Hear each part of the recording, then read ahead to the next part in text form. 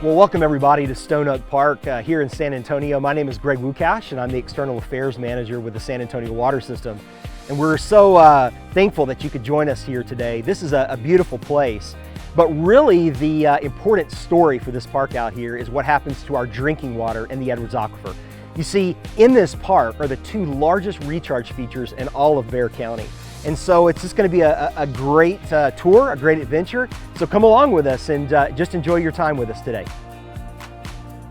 Stone Oak Park is owned by the city of San Antonio. It's actually a city park where you can come out and you can hike and you can enjoy all of the beauty out here. Now, as you go up into the air, you're going to notice that it's actually bowl-shaped because it's ringed by development.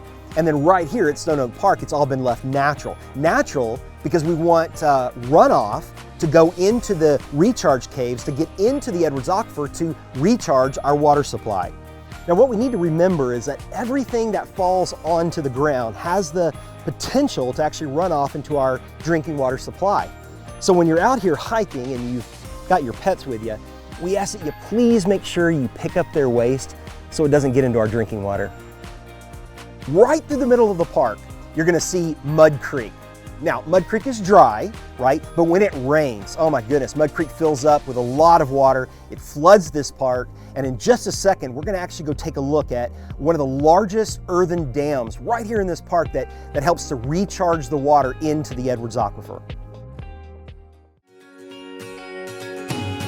So what's right behind me is actually a San Antonio River Authority flood control dam. Now, what's really cool about this dam is it's actually an earthen dam. It's made of boulders, it's made of a lot of dirt, but it is a flood control dam because it protects citizens downstream receiving too much flood waters when it hits the Salado Creek. So when we're having a really big flood out here, the water would be flowing down Mud Creek toward the dam and it would begin to back up behind the dam. But as the water begins to rise up higher and higher, it'll eventually go right into that flood control gate, go into those bars, go into that concrete channel and discharge on the other side through some concrete pipes. So what this dam does, and the benefits of it, one, it slows the water down enough so that the floodwaters do not overwhelm Salado Creek downstream. But the second benefit actually helps our drinking water supply because it slows the water up behind this dam long enough to allow the water to infiltrate into the ground, recharge into the Edwards Aquifer. So I want you to check out the height of this flood control dam. It's pretty amazing. And I want to take you back to San Antonio 1998 when we actually had what's now been considered our 500-year flood. And in fact, I want you to imagine the water coming down Mud Creek, lots of water, the power of the water, bringing with it boulders and trees and logs and flowing up against this dam. And as it got to the dam and it began to back up, the water got higher and higher and higher. In fact, the water got about 1 foot from the very top of this dam. I want to welcome everybody to Bexar Cave, considered the largest recharge feature of the Edwards Aquifer here in Bexar County. Now, a lot of people think it's called Bexar Cave because of the county, B-E-X-A-R, but that's actually not the case. It's known as Bexar Cave, B-E-A-R, because the story says that when they first discovered this cave, that what they found in the bottom of it was an actual black bear skeleton. But what's really important about this feature here is, as I mentioned a while ago, it's the largest recharge feature of the Edwards Aquifer here in our county. And it takes in a whole bunch of water. You can see right down here that it's a huge opening. It's what we call a sinkhole. And the water, after it backs up behind the dam, will actually come out of Mud Creek, over the lip of the creek, and right down into this recharge feature, recharging the Edwards Aquifer. Now, most of these caves are actually pretty muddy. They're very humid. You're gonna have lots of scorpions and spiders and things inside like that. A lot of times even, there's not a lot of air inside these caves. So it's never a great idea to find a cave and then try to go in and explore it on your own. That actually can be really dangerous. So you might be wondering, what in the world is this large structure over the top of Bexar Cave? So this structure right here actually keeps things like logs and rocks and sticks and any kind of large debris from going inside of that recharge cave. So I want to welcome you to Cub Cave.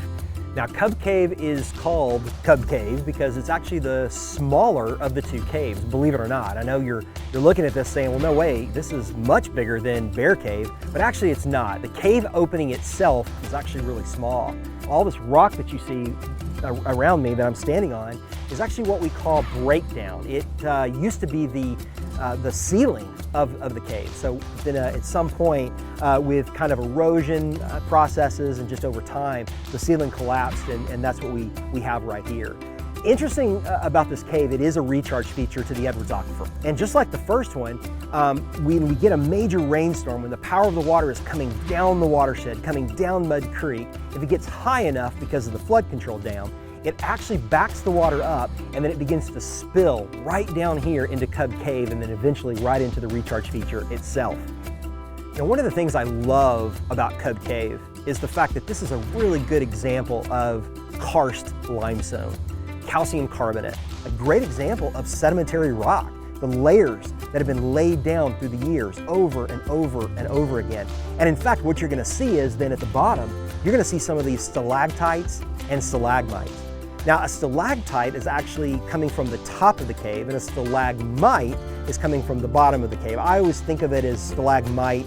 It might reach the top. It might reach the stalactite, right? That's a good way to remember it. And when the two come together, when they actually meet, that's known as a column. Essentially, this is a dry cave. We don't have a lot of water running through it right now. But on a real humid day or a day where we had a lot of rain, you can actually come down here and you can hear the dripping water because the Edwards Aquifer is a karst limestone aquifer, simply meaning that it has tiny little holes in it and the water is able to move through those tiny little holes underground. Think about it like a giant rock sponge with a bunch of holes and the water moving through it. It's not an underground lake like most people think. This is about as close as you're gonna get in seeing what the actual Edwards Aquifer looks like.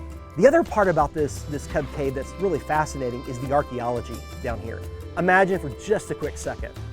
It's a hot July in South Texas. I mean hot.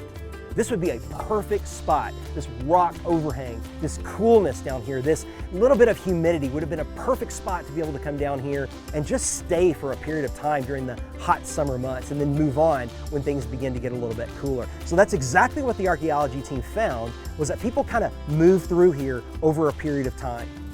I want you to look at the scale of this. A lot of times photos or even video just don't do it justice, but when you're down here inside this cave, you can imagine a flood coming down Mud Creek, entering the bowl of Stone Oak Park, and then actually flowing down these rocks like a huge waterfall. The power of the water just coming my direction, coming my way, and headed right over here to the entrance of the cave and going inside that cave and recharging the Edwards Aquifer.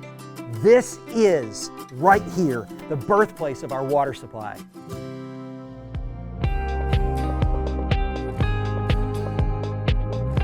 Now, the really cool thing is that not all recharge features here in Bexar County look like Bear and Cub Cave. In fact, most of them look like this.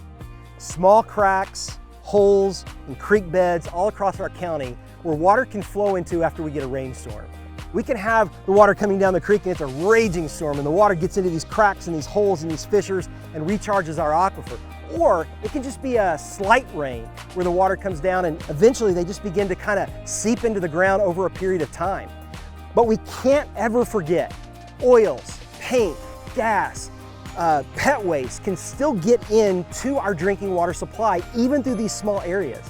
It's always important to remember that it's up to each one of us to protect our watershed, to protect our drinking water quality, and to make sure San Antonio remains a great place that we call home. So there you have it. And we want to thank you for joining us here at Stone Oak Park today. From a flood control dam to two really cool recharge caves, all the way to this really cool creek here with these cracks in the earth where the water can get into the Edwards Aquifer. I think now you understand why this piece of property is so important and why the San Antonio water system wanted to protect it, protect our water supply for generations to come.